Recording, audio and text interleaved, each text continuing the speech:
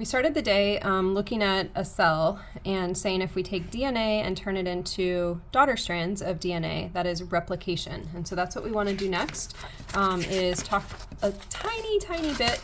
Everything in this chapter is really just a tiny bit about replication. So DNA turns into two daughter strands. So I could add a second one here, two daughter strands of DNA.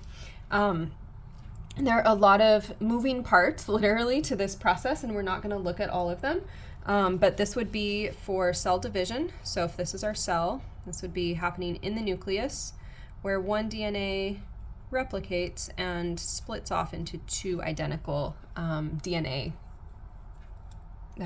strands. So as I look at this picture, I just want you to be able to interpret a couple of things. Notice that there are some bases all along here on both sides. And notice that because these are held together by intermolecular forces, we can actually pull those intermolecular forces apart, and then they can reform as you're bringing your bases together. So we've got those intermolecular forces holding things together but able to be unzipped, so I can go through replication.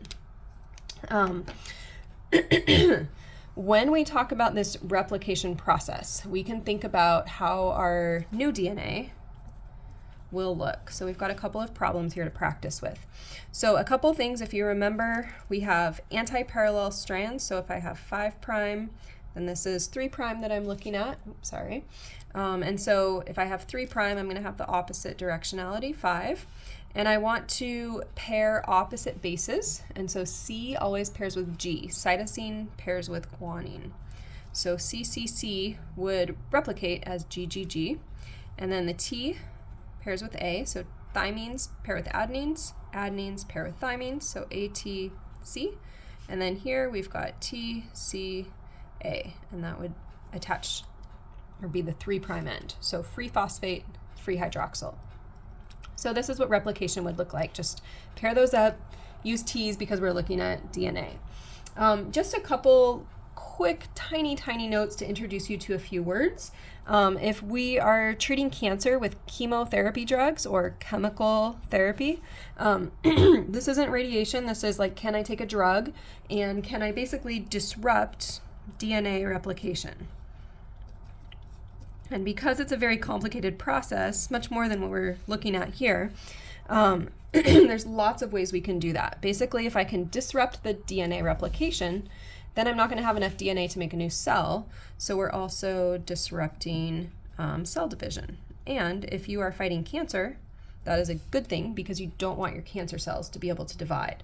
So just a couple of ways that we do this. If we're, building these complementary strands, anti-metabolites are essentially, I'm going to call them fake bases. So they look like A's and C's and T's and G's, but they are slightly modified to where if you plug one in, suddenly the replication is broken. Or another thing that we can use as a chemotherapy agent is alkylating agents. And so these are going to link your bases permanently. In other words, no more hydrogen bonds that can open and close, but now if they're linked forever, now we can't replicate. So again, can't divide the cell. So that is replication.